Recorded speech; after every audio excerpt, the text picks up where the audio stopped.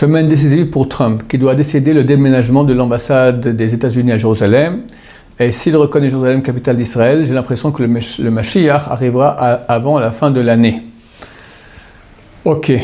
D'abord, en soi, je pense qu'il n'est vraiment pas bon du tout que Trump veuille déménager son ambassade à Jérusalem, ni qu'il annonce que Jérusalem était la capitale unique, indivisible du peuple d'Israël. On le sait.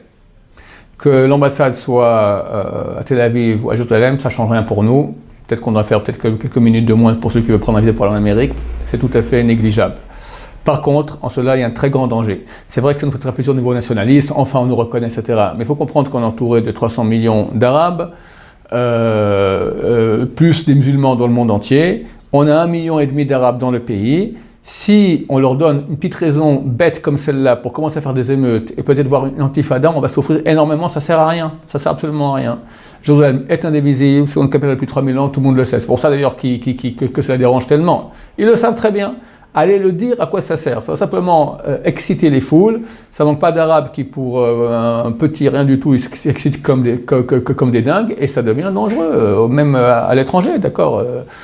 Il paraît que Trump a renforcé toutes les ambassades américaines parce qu'il se prépare à donner cette annonce-là, donc il a peur de représailles. À plus forte raison, tous les juifs qui sont en galoute, notamment en France, d'accord, on les met en danger par cela. Donc c'est vraiment tout à fait inutile.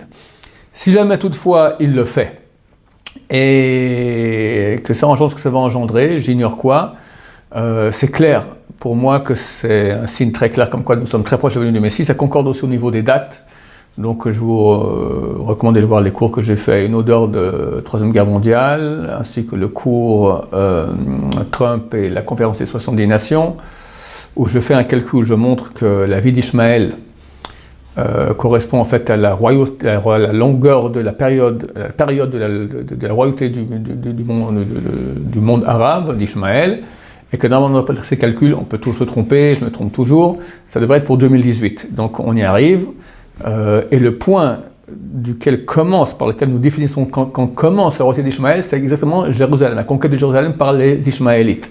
Donc le jour où officiellement ils perdent leur suprématie sur Jérusalem, en tout cas qu'on annonce cela, c'est déjà pas mal, c'est déjà avant-coureur. J'imagine que pour nous c'est un signe avant-coureur que bientôt Mashiach arrivera. En espérant qu'on ne se trompe pas et que tout se passera dans le calme, sans effusion de sang, sans malheur, avec beaucoup de miséricorde divine. Amen.